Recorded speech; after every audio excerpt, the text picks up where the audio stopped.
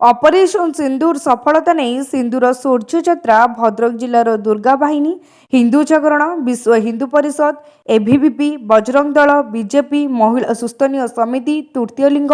विभिन्न महिला संगठन पक्षर अनुष्ठित हो जाइछि। भद्रक सहर नुआ बजार स्थित गांधी पड़ियारू सिंदूर सूर्य यात्रा बाहरी नगर परिक्रमा करी जिलापालक कार्यालय फाटक सम्मुखें पहुंचीला। एथिरे राज्य मजदूर संघ उपाध्यक्ष तथा सिंदूर सूर्य यात्रार संयोजिका श्रीमती सुमिता महापात्र बीजेपी नेत्री कल्पना जेना नेतृत्व में शताक कार्यकर्ता जोगदे आतंकवादी कार्य को दृढ़ निंदा करी भारतीय सेनाबाहिनी साहस कार्य को प्रशंसा करी भारत सरकार का पदक्षेप को कृतज्ञता जणाई भारत मातार जयगान करथिले। ये ऑपरेशन सिंदूर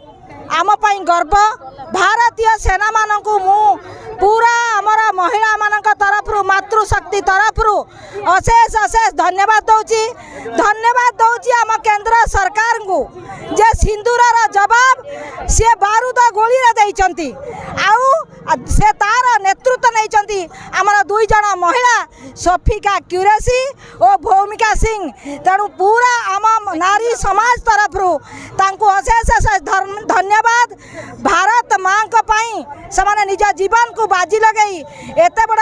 आक्रमण कर सक्सेस होती भारत विरोधी को माटी रे मिसाई से सेना बाहिनी को कोटि कोटि प्रणाम नतमस्तक धन्यवाद आमर सेना बाहिनी को आम केंद्र सरकार तुरंत यार जवाब देइचंती से अनेक अनेक धन्यवाद केंद्र सरकार को आमर ऑपरेशन सिंदूर एटी सक्सेस होइची विविध क्षेत्रर समस्त माँ भौणी माने एथिरे सहयोग करचंती। भद्रक अनिल कुमार सामंत रिपोर्ट तीर्थक्षेत्र लाइव।